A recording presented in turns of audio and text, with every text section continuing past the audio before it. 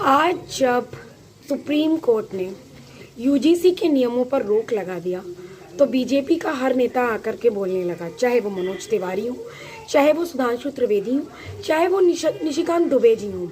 आप देख रहे हैं ये तीनों ही ब्राह्मण हैं। मैं खुद भी एक ब्राह्मण हूँ, लेकिन इसका मतलब ये नहीं कि मैं उनकी अंधभक्ति करूँगी। मैं सिर्फ ये बात कहना चाहती हूँ कि जब ये नियम लागू किए गए और सुप्रीम कोर्ट का डिसीजन नहीं आया था, उस समय आप तीनों मूक दर्शक क्यों बने हुए थे? आपको क्या जनता फालतू लगती है? आपको क्या लगता है कि हमें कुछ समझ में नहीं आता है?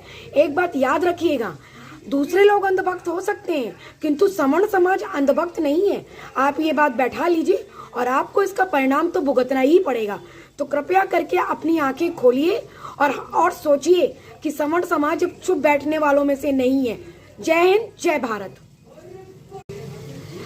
आज जब सुप्रीम कोर्ट ने यूजीसी के नियमों पर रोक लगा दिया तो बीजेपी का हर नेता आकर के बोलने लगा, चाहे वो मनोज तिवारी हो, चाहे वो सुधांशु त्रिवेदी हो, चाहे वो निशिकांत दुबे जी हो।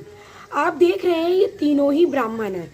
मैं खुद भी एक ब्राह्मण हूँ, लेकिन इसका मतलब ये नहीं कि मैं उनकी अंधभक्ति करूँगी।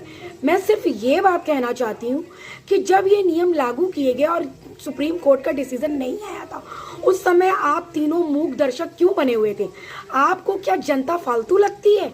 आपको क्या लगता है कि हमें कुछ समझ में नहीं आता है? एक बात याद रखिएगा, दूसरे लोग अंधभक्त हो सकते हैं किंतु समण समाज अंधभक्त नहीं है। आप ये बात बैठा लीजिए और आपको इसका परिणाम तो भुगतना ही पड़ेगा। तो कृपया करके अपनी आंखें खोलिए और सोचिए कि समण समाज चुप बैठने वालों में से नहीं है। जय हिंद, जय भारत।